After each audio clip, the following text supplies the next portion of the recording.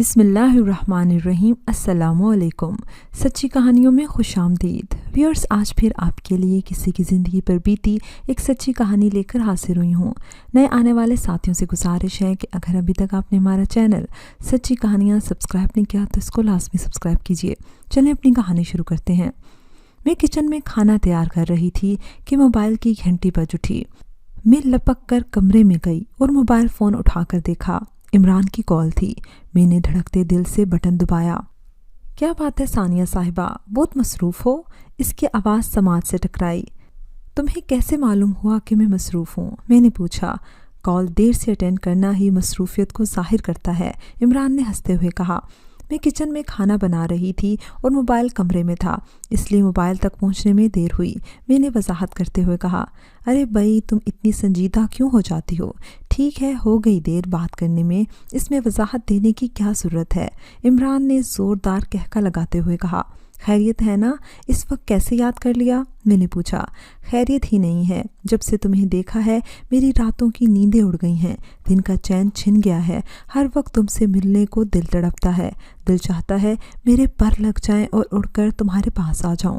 عمران نے کہا۔ کہیں تم شادی تو نہیں کرنے لگے؟ میں نے اسے چھیڑا۔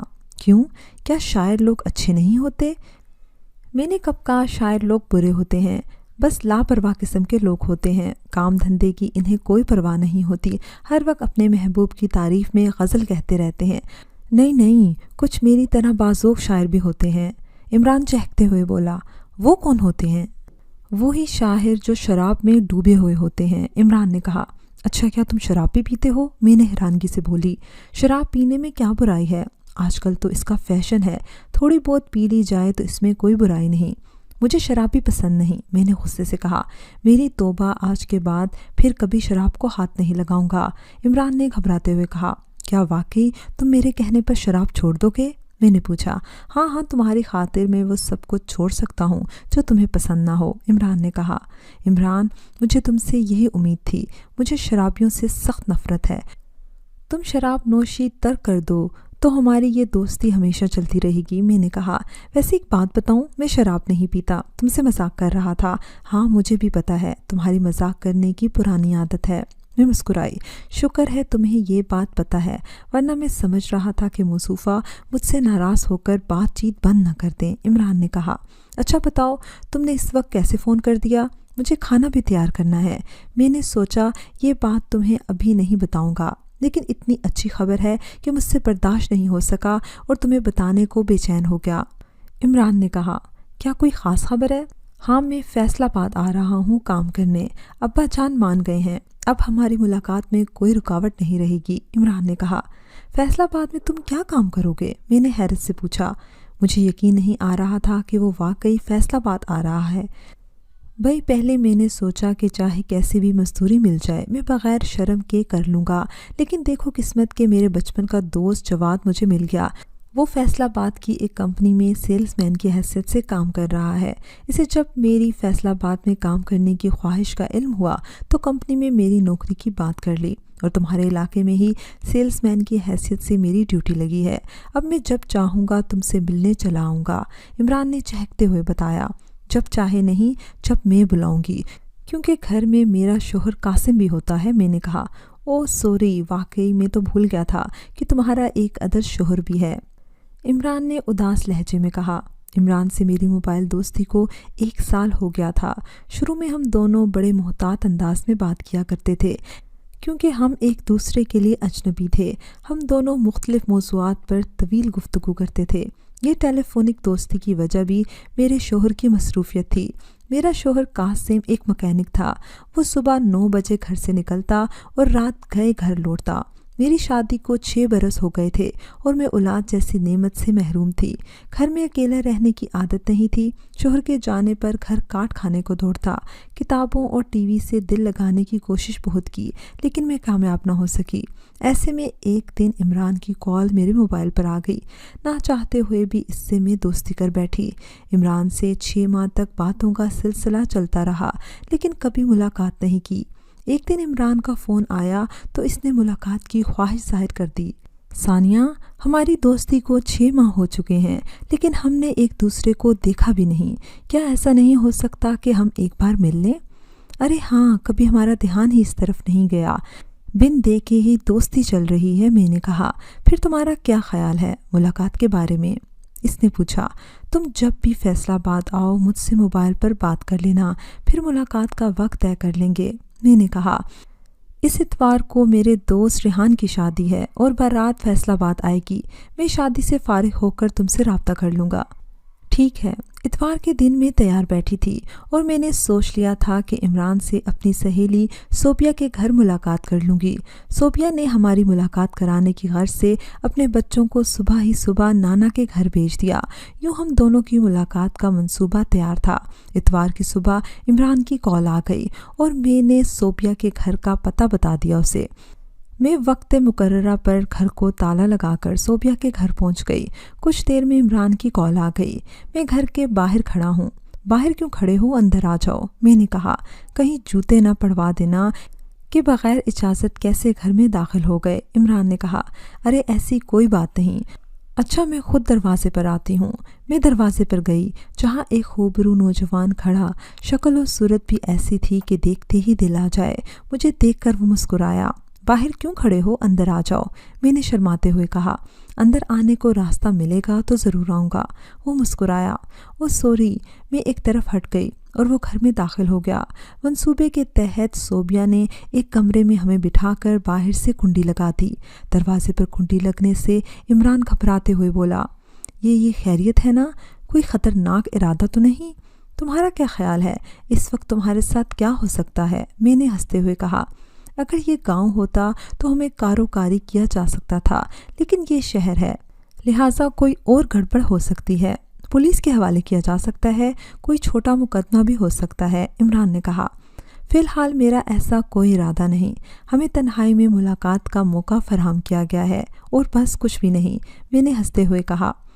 پھر ٹھیک ہے، عمران بھی جواباً ہنس پڑا۔ عمران اور میں 1 گھنٹے تک باتیں کرتے رہے۔ عمران نے مجھ سے کسی قسم کی کوئی بدتمیزی نہیں کی تھی اور نہ تنہائی کا کوئی فائدہ اٹھایا۔ وہ تہذیب کے دائرے میں باتیں کرتا رہا۔ اچانک اس کی نظر گھڑی پر پڑی تو وہ چونکا۔ او مجھے یہاں آئے ہوئے 1 گھنٹہ ہو گیا، اب میں چلتا ہوں، شادی میں میرا دوست میرا انتظار کر رہا ہوگا، عمران نے کہا۔ بس اتنی دیر کے لیے آئے تھے؟ ہم پھر ملتے رہیں گے، عمران نے کہا۔ ٹھیک ہے، جیسے تمہاری مرضی، میں نے کہا۔ میرا دروازہ بجانے پر صوبیہ نے کنڈی کھول دی اور ہم کمرے سے باہر آ گئے۔ صوبیہ بھی حیران تھی کہ بہت جلدی ہماری ملاقات ختم ہو گئی۔ عمران کے جانے پر اس سے نہ رہا گیا اور وہ پوچھ ہی بیٹھی، کیا ہوا اتنی جلدی عمران چلا کیوں گیا؟ وہ دراصل اس کو شادی میں جانا تھا، وہاں سے کچھ وقت کے لیے یہاں آیا، میں نے کہا۔ اچھا چلو پھر کبھی فرصت میں جی بھر کر ملاقات کر لینا، صوبیہ نے معنی خیز انداز میں کہا اور میں شرما گئی۔ اس ملاقات کے بعد عمران کی باتوں سے سنجیدگی رخصت ہو گئی اور وہ تکلف ایک طرف رکھ کر بات کرنے لگا۔ وہ ہر طرح کی بات مجھ سے کر لیتا تھا، میں حیرانگی سے اس کی باتیں سنتی رہ جاتی۔ فیصل آباد میں کام کرنے کی بات پر میں حیران تھی کہ وہ میری خاطر اپنا گاؤں گھر بار چھوڑ کر فیصل آباد آ رہا تھا۔ کبھی کبھی مجھے خود پر حیرت بھی ہوتی تھی کہ میں شادی شدہ ہو کر بھی ایک غیر محرم سے دوستی کر بیٹھی ہوں، جو کہ گناہ ہے، لیکن نہ جانے مجھے کیا ہو گیا تھا، میں جانتے بوجھتے یہ گناہ کر گئی تھی اور انجام سے بے خبر برائی کی دلدل میں دھستی جا رہی تھی۔ عمران نے فیصل آباد میں کام شروع کر دیا تھا اور میرے شوہر کی غیر موجودگی میں میرے گھر آنے لگا تھا۔ اسے میرے شوہر کے گھر آنے جانے کے اوقات معلوم ہو گئے تھے۔ وہ بہت محتاط تھا۔ شوہر کی غیر موجودگی میں اسے بلانے کے لیے ہم نے کچھ اشارے مخصوص کر لیے تھے۔ مثلاً اگر وہ گلی میں ہوتا تو گیلری میں بنیان لٹکا دیتی تھی، اس کا مطلب ہوتا تھا راستہ صاف ہے۔ اگر گیلری میں قمیص ہوتی تو اس کا مطلب تھا کہ شوہر گھر میں موجود ہے، اور گیلری میں کچھ بھی نہ ہو تو اس کا مطلب تھا کہ موبائل پر کال کر کے ملاقات کا وقت طے کرنا ہے۔ یہ اشارے عمران نے بتائے تھے جو مجھے پسند آئے۔ ان اشاروں کی مدد سے میں مطمئن تھی کہ میرا یہ راز ہی رہے گا۔ کچھ عرصے یہ سلسلہ چلتا رہا، پھر عمران نے بھی اپنا رنگ دکھانا شروع کر دیا۔ تنہائی میں اس کی چھیڑ خانیاں بڑھنے لگی تھی۔ اس کا یہ عمل میرے نزدیک اچھا نہیں تھا۔ میرے دل میں کئی بار آیا کہ اسے بری طرح جھڑک دوں کہ آئندہ ایسی حرکت نہ کرے، لیکن نہ جانے مجھے اس پر ترس آ جاتا کہ وہ میری خاطر اپنا گھر بار چھوڑ کر فیصل آباد آ گیا تھا، اس لیے نہ چاہتے ہوئے بھی اسے یہ حرکتیں کرنے سے میں روک نہ سکی۔ دن بدن عمران گستاخ ہوتا جا رہا تھا۔ ایک دن اس نے مجھ سے ایسی ہی بدتمیزی کرنا چاہی۔ میں نے اس کو جھڑک دیا۔ عمران، یہ کیا حرکت ہے؟ میں نے غصے سے اسے دیکھا۔ ہم دوست ضرور ہیں، اس کا مطلب یہ نہیں کہ تم حد کراس کر جاؤ۔ میرے اس طرح جھڑکنے پر اس کا چہرہ اتر گیا۔ شاید اس کے گمان میں بھی نہ تھا کہ میں اسے اس طرح جھڑک دوں گی۔ پھر وہ چند منٹ بیٹھ کر چلا گیا۔ میں بھی اس وقت شدید غصے میں تھی، اس لیے میں نے اسے روکنے کی کوشش نہیں کی۔ پھر ایک ہفتے تک وہ نہیں آیا اور نہ ہی مجھ سے موبائل پر رابطہ کیا۔ میرا غصہ بھی ٹھنڈا ہو چکا تھا اور مجھے عمران کی یاد بھی آ رہی تھی، اس لیے میں نے دل کے ہاتھوں مجبور ہو کر عمران کو کال کرتی۔ ہیلو، عمران نے کال ریسیو کرتے ہوئے کہا۔ کیا بات ہے عمران، تم کیوں نہیں آ رہے ہو؟ میں نے پوچھا۔ تم نے اس دن مجھے اس طرح بری طرح جھڑکا تھا کہ میری ہمت ہی نہیں ہو رہی کہ تمہارا سامنا کروں، عمران نے کہا۔ ہاں، مجھے بہت غصہ آ گیا تھا، اس طرح سے تمہیں نہیں جھڑکنا چاہیے تھا، میں نے نرم لہجے میں کہا۔ غلطی میری تھی، مجھے اس طرح نہیں کرنا چاہیے تھا، میں دوستی میں بہت آگے نکل گیا تھا۔ میں کوشش کروں گا کہ تم سے زیادہ ملاقات نہ کروں تاکہ پھر ایسا نہ ہو، عمران نے کہا۔ ارے بھائی، میں یہ کب کہہ رہی ہوں کہ تم مجھ سے نہ ملا کرو، بس ذرا خود پر قابو رکھا کرو۔ پھر تم کب آ رہے ہو؟ میں نے پوچھا۔ دیکھتا ہوں، عمران نے کہا۔ ابھی بھی تم ناراض ہو؟ دیکھو، میں نے بات کرنے میں پہل کی ہے، کیا اب بھی ناراضگی ختم نہیں کرو گے؟ میں نے کہا۔ میں سمجھ گئی تھی کہ اس دن کی بات کو عمران نے دل پر لے لیا تھا، اس لیے وہ ملنے سے کترا رہا تھا۔ 2 دن اور گزر گئے، وہ نہیں آیا۔ اس کے گھر نہ آنے سے مجھے سخت تشویش ہو رہی تھی۔ مجھے عمران سے محبت ہو گئی تھی اور میں کسی قیمت پر اسے کھونا نہیں چاہتی تھی۔ وہ میری تنہائی کا ساتھی تھا۔ دل کے ہاتھوں مجبور ہو کر میں نے عمران کو کال ملائی۔ کیسی ہو ثانیہ، خیریت ہے نا؟ عمران نے کہا۔ ہاں، میں خیریت سے ہوں، تم اپنی سناؤ، میں نے پوچھا۔ میں بالکل ٹھیک ہوں، مجھے کیا ہونا ہے؟ عمران کی افسردہ سی آواز آئی۔ عمران، غصہ ختم کرو اور فوراً میرے پاس چلے آؤ، میں تمہارا انتظار کر رہی ہوں، میں نے کہا۔ میں اس وقت نہیں آ سکتا، اس وقت میں ڈیوٹی پہ ہوں، میں کل آؤں گا، عمران نے کہا۔ ٹھیک ہے، یاد سے آ جانا، میں تمہارا انتظار کروں گی، میں نے کہا۔ ہاں ہاں، فکر نہ کرو۔ دوسرے دن مجھے شدت سے عمران کا انتظار تھا اور وہ وعدے کے مطابق آ گیا۔ اسے دیکھتے ہی میرا دل کھل اٹھا، لیکن اس کا چہرہ بجھا بجھا سا تھا۔ عمران، کیا ابھی تک مجھ سے ناراض ہو؟ میں نے کہا۔ نہیں، میں کیوں ناراض ہوں گا، بس ایسے ہی میں سوچ رہا ہوں کہ مجھے ایسا نہیں کرنا چاہیے تھا، عمران نے کہا۔ میں نے اس واقعے کو بھلا دیا ہے، تم بھی بھلا دو، ہم پھر ایک نئے جذبے سے دوستی کا آغاز کرتے ہیں۔ میں نے اپنا ہاتھ عمران کی طرف بڑھایا، اس نے جھجکتے ہوئے میرا ہاتھ تھام لیا اور ہم مسکرانے لگے۔ یوں عمران کی دوبارہ آمد شروع ہو گئی۔ چند دن تک تو وہ محتاط رہا، لیکن پھر اس نے بری حرکتیں شروع کر دیں۔ میں اسے ڈانٹنا چاہتی تھی، لیکن ڈانٹ نہیں سکی کیونکہ مجھے ڈر تھا کہ کہیں وہ دوبارہ ناراض ہو کر آنا بند نہ کر دے۔ میری ڈھیل کا نتیجہ یہ نکلا کہ میں حرام اور حلال کی تمیز کھو بیٹھی اور خود کو میں نے عمران کے حوالے کر دیا۔ وہ میری کمزوری کا بھرپور فائدہ اٹھا رہا تھا، اور کیوں نہ اٹھاتا؟ جب 2 نامحرم تنہائی میں ملتے ہیں تو اس پر شیطان غالب آ جاتا ہے۔ یہی کچھ ہمارے ساتھ بھی ہو رہا تھا۔ میں انجام سے بے پرواہ برائی کی دلدل میں دھنستی جا رہی تھی۔ ایک روز عمران گھر پہ ہی تھا کہ میرے شوہر قاسم اچانک گھر آ گئے۔ اب یہ اتفاق ہی تھا کہ اس روز میں دروازے کی کنڈی بھی لگانا بھول گئی تھی۔ دوپہر کا وقت تھا۔ وہ جیسے ہی کمرے میں داخل ہوئے، عمران میرے پاس ہی بیٹھا تھا۔ عمران کو یوں میرے پاس بیٹھا دیکھ کر وہ شدید غصے میں آ گیا۔ شدید غصے میں اس نے شیشے کا گلدان اٹھا کر عمران کے سر پر مارنا چاہا۔ مجھ سے یہ برداشت نہ ہو سکا کہ وہ عمران کو نقصان پہنچائے۔ میں نے پیچھے سے بیلن اس کے سر پر دے مارا۔ اس شدید ضرب کے پڑتے ہی وہ چکرا کر گر پڑا۔ عمران نے زمین پر گرا بیلن اٹھا کر میرے شوہر کے دل پر مارا اور پے در پے بیلن کے وار سے قاسم کو لہو لہان کر دیا۔ وہ زمین پر پڑا بری طرح تڑپ رہا تھا اور ہم دونوں دروازے کے پاس کھڑے اس کے تڑپنے کا نظارہ کر رہے تھے۔ جب قاسم اپنی جان کی بازی ہار گیا تب ہمیں ہوش آیا کہ اب کیا کریں۔ میں سخت گھبرائی ہوئی تھی، میری سمجھ میں نہیں آ رہا تھا کہ کیا کروں۔ ایک طرف شوہر مر گیا تھا، दूसरी तरफ इमरान था जो मेरे एक बयान पर जेल की सलाखों के पीछे जा सकता था, लेकिन मैं इसको खोना नहीं चाहती थी। होश में आओ सानिया, हमें फौरी तौर पर इस मसले का हल निकालना होगा, वरना हम जेल की सलाखों के पीछे होंगे। इमरान ने कहा। मैं क्या करूं? मैंने घबराते हुए कहा। मैं घर का सारा सामान इधर उधर बखेर देता हूं। मेरे जाने के बाद तुम शोर मचाना शुरू कर देना कि डाकू आए थे। मज़ाहमत करने पर कासिम को हलाक करके चले गए।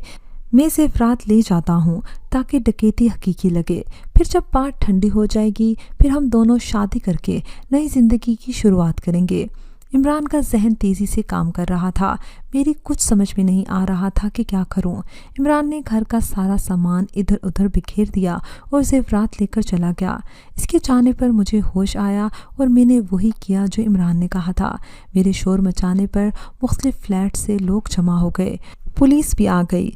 इस वक्त घर वाकई डकैती का मंजर पेश कर रहा था। सबको मेरी बात पर यकीन आ गया। नामालूम मुल्ज़िमान के खिलाफ कत्ल और डकैती का मुकदमा दर्ज हो गया था। इस तरह 1 महीना गुजर गया मगर इमरान ने मुझसे कोई राब्ता नहीं किया। मुझे इमरान पर बहुत गुस्सा आ रहा था। वो मेरे सारे ज़ेवरात भी ले गया था और राब्ता भी नहीं कर रहा था।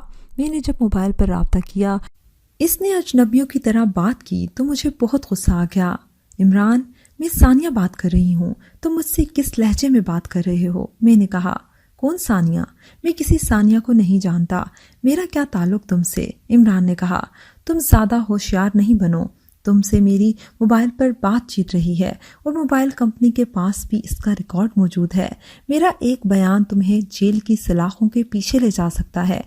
पुलिस खुद तुमसे जुर्म कबूल करवा लेगी। मैंने इसे धमकी दी। तुम और मुझे जेल भिजवाओगे? मोहतरमा, मैं जिस सिम से तुमसे बात करता था वो एक ऐसे शख्स के नाम रजिस्टर्ड है जिसे दुनिया से गुजरे 4 बरस हो चुके हैं। तुम्हें यही मशवरा है कि मुझे एक ख्वाब समझकर भूल जाओ और वो ज़ेवरात मैंने तुम्हें जो वक्त दिया है इसकी कीमत है। इमरान ने कहा। मैं तुम्हें देख लूंगी। मैंने गुस्से से कहा। हाँ देख लेना। तुम्हारे पास मेरा पता भी नहीं। हाँ देख लेना। तुम्हारे पास मेरा पता भी इसी तरह फर्जी है जिस तरह से ये सिम है। मैं इस सिम को अभी फेंक दूंगा। इमरान ने कहका लगाते हुए कहा। मेरे जहन में आंधियां सी चल रही थी। मेरी समझ में नहीं आ रहा था कि क्या करूं। जज्बात में आकर मैंने पुलिस को बयान देते हुए सब कुछ बता दिया था। मेरा ख्याल था कि पुलिस फौरी तौर पर हरकत में आएगी और इमरान को किसी भी तरह ढूंढकर गिरफ्तार कर लेगी, लेकिन पुलिस ने सबसे पहले इस कत्ल में मुझे ही जेल में डाल दिया। फिर बाद में पुलिस की जुबानी यही सुनने को मिलता कि वो मुलजिम को तलाश करने की भरपूर कोशिश कर रही है, लेकिन मुझे पता है इमरान को तलाश करना ऐसा ही है जैसे अंधेरे कमरे में काली बिल्ली को तलाश करना। मेरे पास इमरान की कोई तस्वीर नहीं है। सिम इसकी बंद है और ना ही मेरे पास इसका असल पता है। मैं कुछ भी नहीं कर सकती इमरान को तलाश करने में, क्योंकि मैं जेल की सलाखों के पीछे हूँ।